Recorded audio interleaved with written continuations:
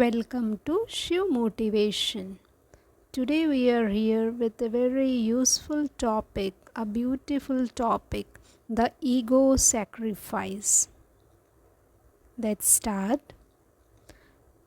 Relationships are like primary treasure, but they go the wrong way when there is a development of ego in either person in the relationship. You'll find that people are always satisfied with those who are humble. Also, the relationships of the ones who are egoless are problem free and free of differences of opinions. Also, the relationship in which either person learns to sacrifice his or her ego at the right time and when required is the one in which there is a continuous peace and goodwill. Very often, the only reason for blockages in a relationship is the inability to sacrifice the I, the me, and the my. It is sometimes seems very strange, but love is lost in so many relationships because of the inability to mold and sacrifice the ego and become as other person expects you to be. Differences of opinions are often seen in all relationships, but to be able to solve them and rise above them is the challenge which actually every human being has to face at some point of time or the other. All of us desire for love filled relationships, but are we able to make that much needed sacrificable? What that means? Something like I lose, or I'm not always right, or please go ahead of me, or you take charge, or even accepting that you're better than me. Sometimes it is seen in many different types of relationships in the family or in the office that at first everything is fine, and then as the time passes and the two big people come closer to each other, there are misunderstandings. The relationship becomes like a boat without a rudder and it loses its direction. Why does this happen? And why not right at the beginning? Initially, the hearts are close and everything is easy, like making the sacrifice and becoming the less dominant person in the relationship. But slowly, the two people will start taking each other for granted. And what seemed a beautiful relationship full of understanding becomes filled with thorns of sorrow and personality clashes. Whenever you come into contact with another person, see to it that you are yourself, but at the same time, you give another person space by letting him or her be themselves.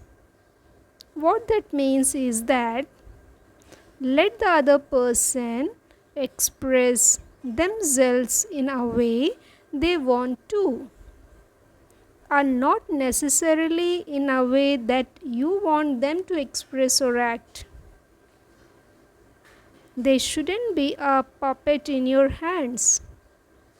Tell them, guide them, but always be ready to sacrifice your opinion, your viewpoint, attachment to your virtue or particular sanskar, which you think is absolutely right and perfect.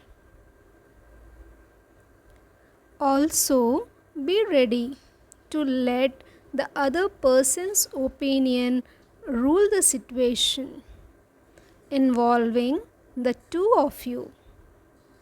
Some people find this as the most difficult thing to do in a relationship, and this requires spiritual power and also a lot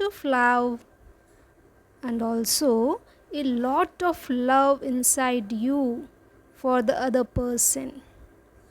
Also, we need qualities like humility and contentment, which are extremely important. We are talking about any relationship at home or in your friend circle or anywhere else with the opposite gender or with the same gender, with your child or with your boss or with a friend or with your spouse. There is a fine line between remaining in a high self esteem about what you think is right and what you know about a particular situation, and letting the other person also contribute in that thought process. What that means is you need to allow the other person to enter that personal space of your thought process. Very often, we construct walls around our thinking process and don't let the other person enter it because of the fear that the other person might dominate that space and also the attachment to the one's own space.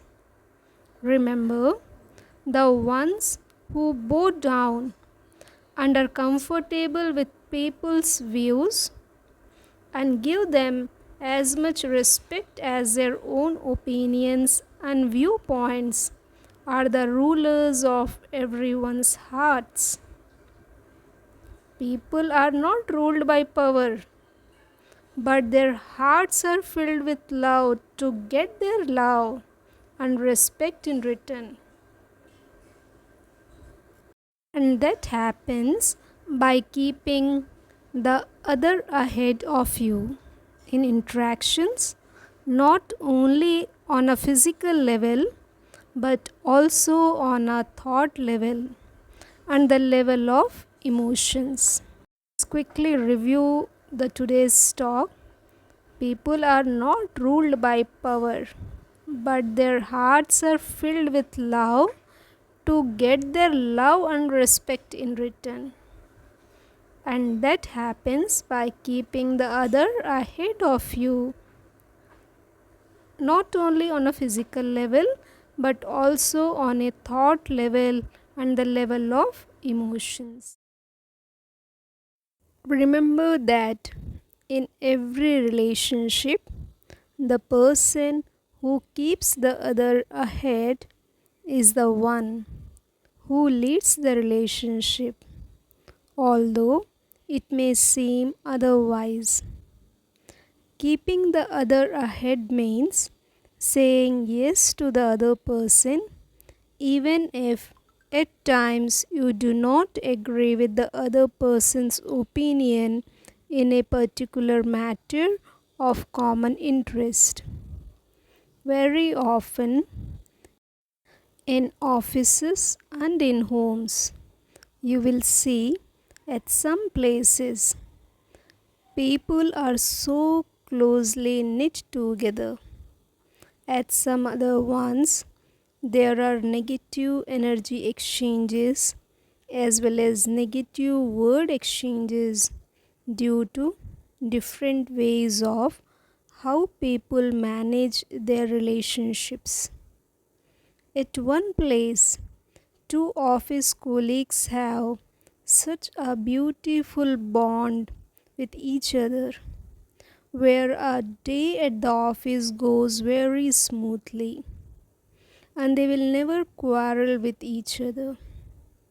On the other hand, in another office, two different people just can't work with each other and cannot see eye to eye. The main reason for this is simple. I am smarter than you, or I am more efficient, or I work harder than you, or I am more intelligent, etc.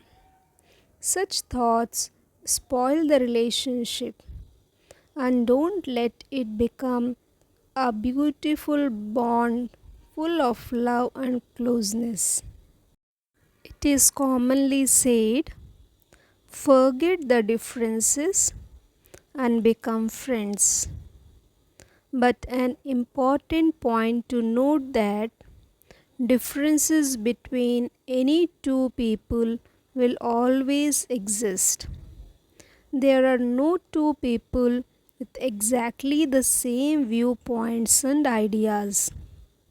But these differences have to be forgotten. In other words, they have to be resolved. That is the key to success. Success in an office is not measured only by your talents and how well you perform alone, but also by how well you handle your relationships, or how sweet and humble you are. Such people are respected immensely in a workplace.